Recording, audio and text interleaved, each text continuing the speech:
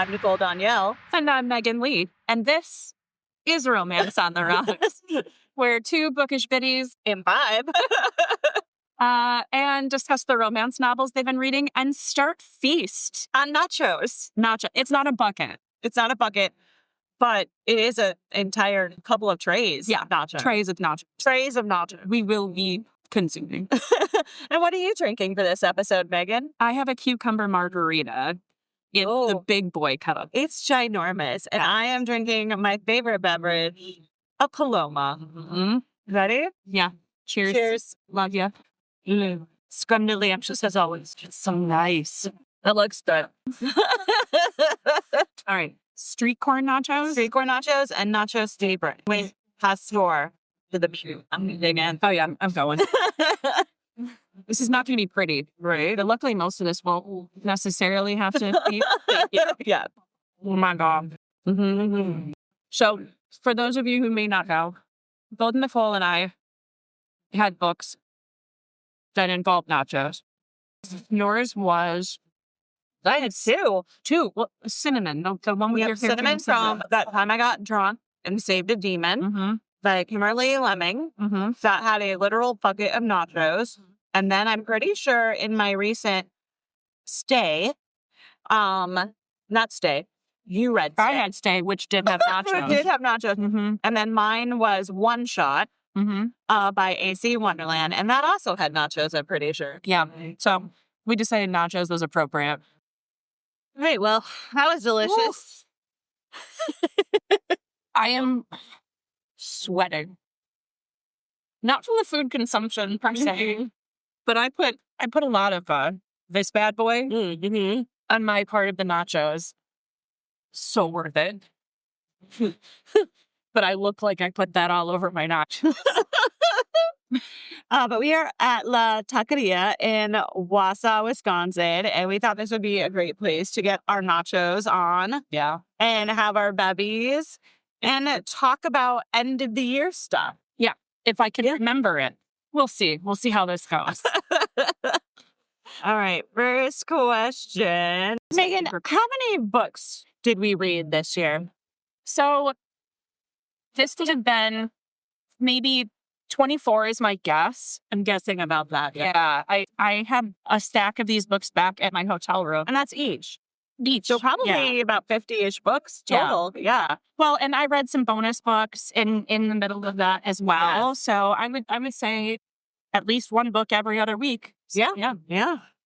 What do you think our spiciest book of the year was?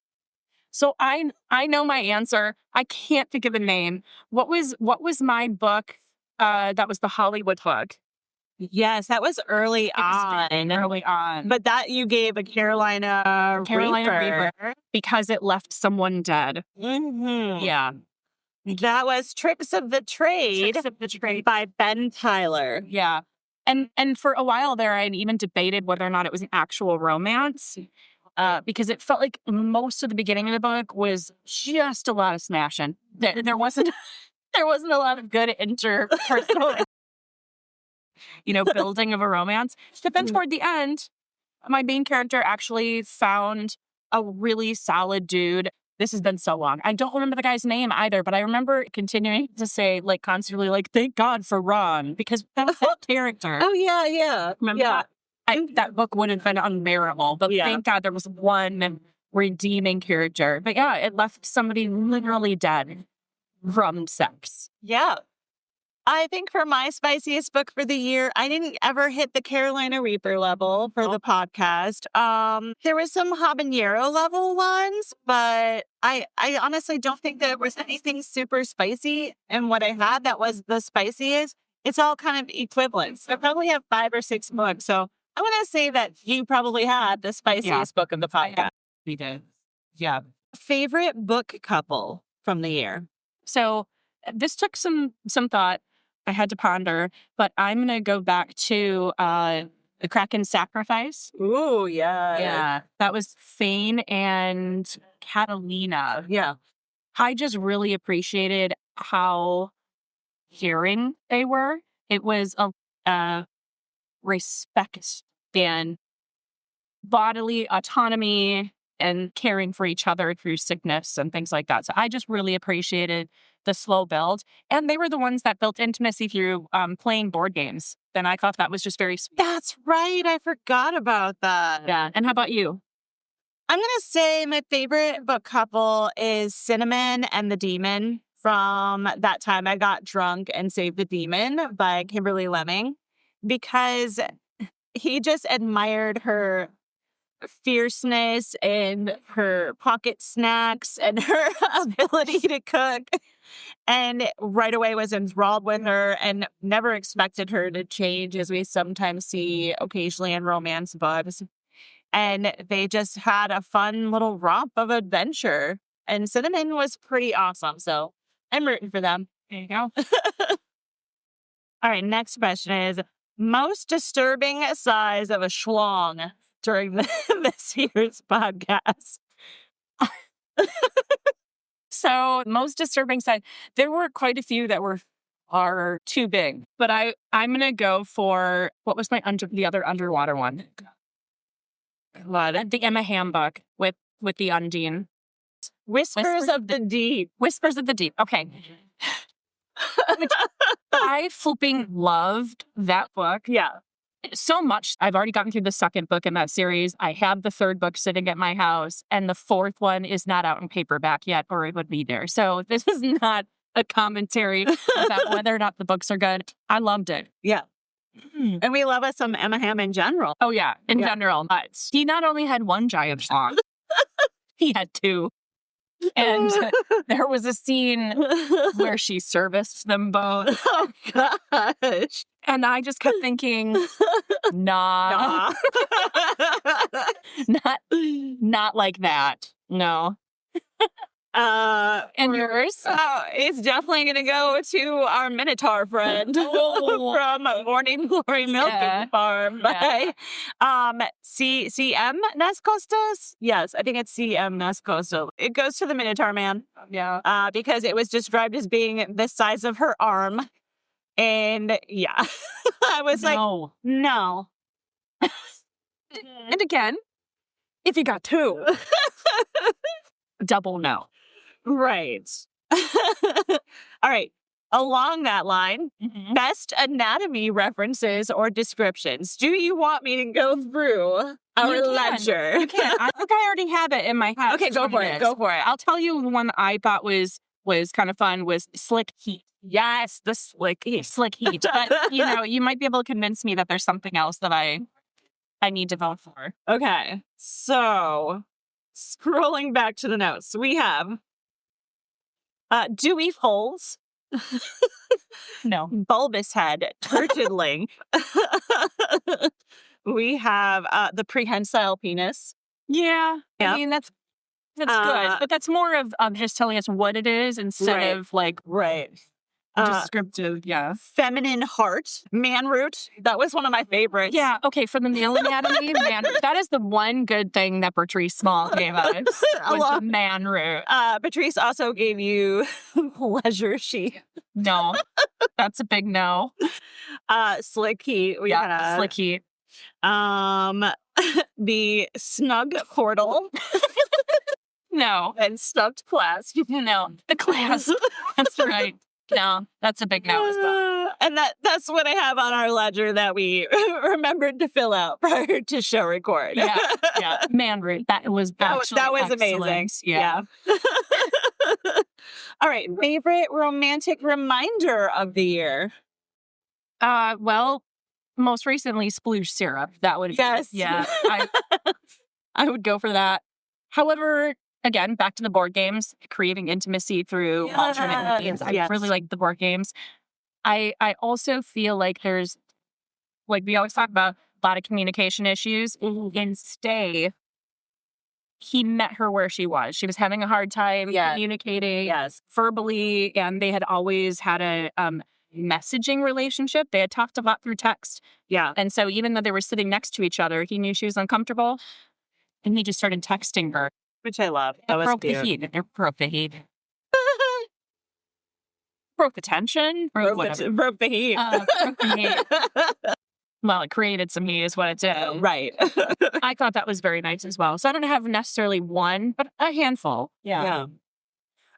For me, I really loved In How to Help a Hungry Werewolf by Charlotte Stein, how they were making little forts, blanket forts, closet forts, that type of thing, little tree forts. And I think that's a great little snuggly, cuddly thing to do in a romantic relation. Yeah. I really liked that one. Again, a different form of intimacy. Yes. Which is nice because it builds the relationship out in multiple ways. Yeah. Favorite running joke? I mean, we're only for this year, though, because I'm going to say Lanconian raisins. And that's Lanconian raisins forever. Forever. But that's from last year. But it still continues to amuse the shit out of us. Yeah, I can't get rid of the Lanconian raisins. And that was from The Princess by Jude Deborah. Yes. Favorite running joke? I don't know. I just particularly love when you say something silly and then I get to lean into the microphone and whisper something stupid back. Which is not necessarily a running joke. I just like doing it. Yeah. I think for me, favorite running joke, whenever you throw out the word into the ether, out in the ether. And then we had the interview. Yes. With the romance bookstore owners. And one of them backed us up on the ether thing, or backed you up on the ether thing, was Carrie from Thirst Books in the Milwaukee area. And she also used the word ether. And I thought you were going to lose your shit right down there on the recording. Because this one makes fun of me for it. And so having somebody else say it. And when we were at that event, there was an author, Del Blackwater, who I just finished her book as well, which was Dead Egyptians. Yes. She also used the phrase into the ether while we were hanging out together that night. And I was like, I feel like I've won. You were validated. I felt very validated. So thank you to Carrie and thank you to Del. I really appreciate it. Favorite book location or setting? I read one of the charming books from Heatherly Bell. Not necessarily for one of our regular episodes, but in preparation for our interview with Heatherly Bell. And I think it was a charming bookshop. I think that's the name of it. I love a good bookshop. So I would say that one from Heatherly Bell. Or my alternate would be All I Want Is You by Fallon Ballard. That one was set in a remote fancy hotel and they get snowed in and they have to hang out there. And what I really appreciated about that was both the main character were authors. And so she was kind of forced to have this sabbatical and she was able to sit down and write and she would sit at the coffee shop down in the hotel and it just felt very comforting. Yeah. I liked that as well. Yeah. I think favorite overall location along the lines of Heatherly Bell. She has the whole Stone Ridge, Texas, Men of Stone Ridge series. And I read Cowboy It's Christmas for Christmas in July. And I am so intrigued by this fictitious town that she has created. I think it's really great because it sounds like a great community and a great, just really picturesque area. But then in terms of an actual physical setting, location type of thing, I'm going to say Milwaukee. Yeah. Yeah. That happened. Your Men of Milwaukee. Yes, and Find Me by Liz Lincoln. And that was set in Milwaukee with the whole repopulation at the airport. And Milwaukee's got a special place in my heart. Yeah. Favorite fantasy romance character? I have discovered this year, and it should come as no shock to me, that in general, I love the fantasy realm of the romance genre. So, I love me some Mothman. Yes. However, he's not a fantasy, he's real. So right. I'm gonna leave him off the list for now. He doesn't count. I would go back to either Thane of Kraken Sacrifice or what was my guy's name from Eminem? Oh, don't ask me for names. Oof. Yeah. The Undines. I do love the Undines. My favorite fantasy romance character, I think, is probably the guy from Call of the Sea. The merman. Yes. Yeah. And for the life of me, I can't remember his name, but terrible at names. But I remember the story. Oh, yeah. And I remember he had like a realistic body because she described him as having like a softer tummy, but still very strong and broad because he's a merman, right. you know? Yeah. But I like it when there's a realistic type of male, Yeah. even though he's a merman. That was Emily B. Rose, right? Yes. Yes. And we got to meet her. We got to meet her in Milwaukee in September, and I got her to sign my copy. Yeah. I remember that you were really pleased with that. Yes, yeah. I was totally fangirling. May have embarrassed myself. It's fun. Favorite episode theme? Because we've gone with a lot of themes this year I love for the podcast. Themes. I do. Either underwater, which shocked me.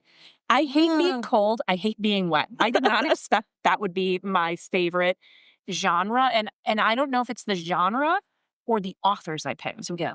Because I do feel like Katie Robert and Emma Hamm are just fun and good authors. So it may have been that. Yeah. But I love the underwater. And I liked the book swap Yeah. I think that theme was good because it definitely took me out of my comfort zone. And it was really fun to pick out books for you. Yes. I loved that. It was fun. Yeah. I also enjoy the book swap, but in terms of my favorite theme, it's going to be a tie between the underwater romances because I'm a mermaid at heart, a mermaid on land. And then also the creature feature. We went hog wild on creature feature books in October. Loved that too. That was also very fun. I will never read 4 books for 4 podcasts in 1 month again. I would, because my books were only 100 pages each. So. Also, the editing, though, was pretty ferocious for me. That got to be a lot. So we survived it. We did. But I'm not going to repeat it anytime soon. Things we have learned about our personal preferences towards themes, subgenres, characters, plot points. What have you kind of gotten in touch with yourself on this year?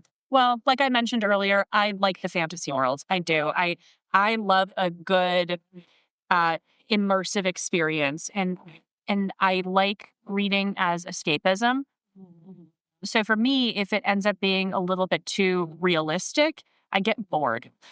So I need to be trying to figure out a mystery. Yeah, that is why during Creature Feature Month, I enjoyed my zombie book as much as I did. Because it was more of a mystery. Yeah, it was, for me, figuring out what was actually going on with the zombies was way more interesting than the love story that was being told. So I need that. It comes as no shock to me that I prefer a jalapeno book over anything spicier. I'm more of a closed door girly than I am an open door. Yeah, what did I miss? Did I forget something here that I should have been covering? But that's kind of where I'm feeling most comfortable. Things that I learned about myself. I just reconfirmed for myself that I definitely prefer instant heat, and I am still not a slow burn girl. I reaffirmed that for myself this year. Yeah. And I think I've learned that I like things even spicier than I originally thought I would. I think I went from some very innocent background on romance novels because of reading Judith McNaught, Jude Deveraux, and Barbara Cartland, and all the classics while I was young and growing up. And not to say that I didn't get an occasional spicy read, but now we're reading these wild books, and I'm like, could be spicier. Yeah, some of the disappointment you had when you're like, oh, it took like 40 pages before a breast was even mentioned. Like, also, we have learned that we don't pay attention to the first breast reference in a book as much as we're supposed to be because we go right by it and then have to go back and search our books for the reference. That started as my issue. Yeah. And then it just spilled and then over. It caught. And now you're in that with me. And I have recognized, and I know I mentioned this at some point in one of the podcasts, the more I'm enjoying a book, the less highlighting I do. Yes. And so you can tell if I've really enjoyed a book, if you flip through it, there's not all that much highlighting. And that goes back to me saying my brain gets too bored. And so it's looking for things to do. So if there's no mystery, if there's no world building, it's like, well, we need to just highlight every little thing because it keeps me more engaged. Yeah. Favorite cocktail of the season? Okay, not favorite. However, I was shocked that I was able to make a actually very delicious drink out of Jepson's Malorts. Oh, God. Ew. And I don't mind Malort. I know that's a hot take. Malort's not that bad. Oh, God, that is a hot take. It is controversial, and I disagree. Yeah, controversial. I don't think it's that bad. However, I did not think that you could make a good cocktail out of it. You can. You just need something grapefruit. It really actually makes Jepson's Malort lovely. And that was for my Bertrice Small book, which was the worst book, which is why I paired it with Jepson's Malort. And you, Nicole? The one that I just had on one of our last recording sessions, the frosted cranberry Cosmo. Yeah. With the homemade cranberry puree. Yeah. That was scrumdiddlyumptious. And I was like pretty much through the second one by the time before we even started, I think. Yeah. You were just like, I brought all the extras. Yeah. And we were both drinking not a Cosmo, but like martini glass that day. That went down very smoothly and deliciously and was not overly sweet and a lovely little tartness. Yeah. I loved it. Okay. Personally, drunkest episode. I truly don't know, because what will happen is we get done with the episodes and we say good night, and then I go back to the kitchen and like, we could do one more. I'm already this far. So we'll make another one. Yeah. Grandiose plans of what I'm going to do next, because I probably have told you like, oh, I've got to go, clean my room and I've got to go take pictures for work and blah. No, I take the cocktail. I go sit down, and the next thing I know, it's like 3 hours later, and I've fallen asleep on the easy chair in the living room. I don't know if I can pick out a specific episode, but I'll say that happens more often than I'd like to admit. I don't know that I've had a drunkest episode. I'm usually pretty even keel on the inebriation through episodes. But we recently had one of our podcast listeners and your sister tell us we're not drunk enough on our episode. Thank you, Elena. So my sister gave me a brand new background for my filming at home. Yeah. It's adorable, and I hung it up for our most recent. I'm hoping the cat doesn't destroy it, but I've got it there. It's really cute. But she handed it to me, and then she said, "You guys don't get drunk enough." So, my apologies. We'll work on that. I promise. We'll try to get an episode where we have like some kind of drinking game or something, I think, going on during the podcast recording. Yeah. As long as I remember to press record, that is the biggest. We probably got pretty drunk that night too, because we had to record twice. Yes. Which episode was that? That was one of the creature features, wasn't it? It was. I think that was my Sasquatch. I think so. And I think that's probably the one where I was laughing the most. Was your Sasquatch one? We had to squatch the crotch. Yeah. Which, hey guys, can I just call attention to the fact that is why we're dressed like this today? We haven't even talked about it. This is our creature feature uniform, because we had books where the guys on the cover had matching shirts. Yeah. They looked like the same guy. Yeah. How to Help a Hungry Werewolf by Charlotte Stein was mine, and he was totally wearing red plaid and had like this beard. And then yours was the Sasquatch love spell. And both the guys looked like this. My book for an upcoming recording, the guy has the same shirt on. Oh God! Yeah, okay. my newest Christmas novel. He's got this shirt underneath the big leather jacket. So this is apparently the Romance Man uniform. By the way, I did bring up Seven Brides for Seven Brothers DVD in case we want to try to get to that at some point this weekend. Yeah, love me some Benjamin Pontypridd, and Dorcas Galen. All right, favorite authors this season. We've met a lot of new authors too. Yeah, so Heatherly Bell, Emma Hamm, Katie Robert. Those are pretty easy to say. Lynn Ballard. That was a really book. I really enjoyed that.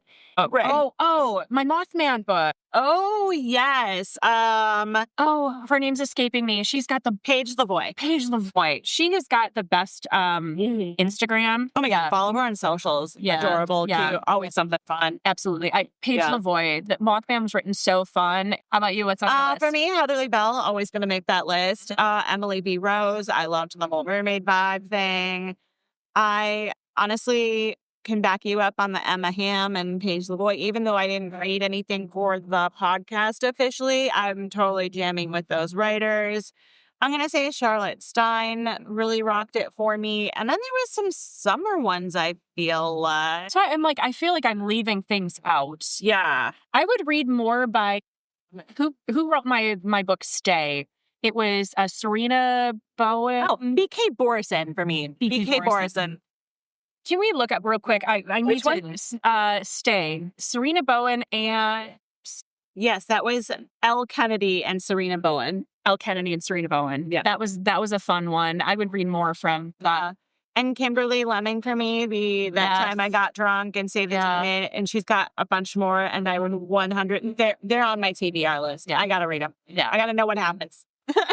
There we go. And I know we're leaving authors out because there were so many. So many good ones. Yeah. And we've got so many in our TBR list. Yes. To be read. To be read. Yes. I feel like I need to do something fancy like to be read. I know we're going to have more authors because there are just books we are really looking forward to. Yes. So that brings up looking forward to next year. Yeah. I think we're going to do away with romantic reminders. We kind of talked about that. Unless something sticks out at us as like, oh yeah, that's a solid romantic reminder. We did food this year. I don't know that we'll do it next year, but we're going to do pick a number next year. I think that'll be fun because we have giant stacks and we're like always trying to match things up between our two piles. And sometimes you just got to draw luck of the number or whatever. Yeah. I am so looking forward to that. I have my numbers already written out. They're sitting in a glass ready for me to pick a number. And basically we've assigned a number to multiple books in our TBR pile. So if I pick a 3, I go match it up to whatever book number 3 is. Yeah. That is what I am reading. Yeah. I'm excited for it. Are you going to draw it out of your martini glass? Yeah. Yeah. Okay. It's in a martini glass. It's okay. I'll do it too then. I'll put mine in a martini glass as well. I had to clear those out of the martini glass for our last recording. Yeah. Yeah. I've broken so many glasses this year that I didn't have anything else to drink out of. Yeah. Anything new that we're doing next year? I know we've talked about a couple of things. We've talked about some things. We're keeping Booby Prize. Oh, yeah. Yeah. As long as we remember to look for it. Look for the boobies. Yeah. I can't think of anything off the cuff right now, but I know we're talking about doing more like get-togethers and things like that. We were blessed enough to be able to hang out with people in Milwaukee, do face-to-face with authors and other romance readers. We had a really lovely brunch. Yeah. We got to hang out with other readers and people who were also writers, and it was just really fun. So I think we'll definitely plan another 1 or 2 events. Yeah, for sure. For sure. We've talked about maybe going live a couple times. See how that goes. All right. I think that's it for this episode of the podcast. Yeah. Thank you for joining us today for Romance on the Rocks. Please like, subscribe, and if you are a fellow bookish biddy like we are, feel free to give us a follow on the YouTubes, the Spotify, the wherever else to your podcast. I don't have my little blurb in front of me right now, so we're doing the best. I thought you had it memorized by heart. It's mostly memorized, but I will glance once in a while just to make sure I didn't leave anything out. Because you know what I don't want to leave out is that your support means the world to us. And until next time, stay safe and know that you are loved.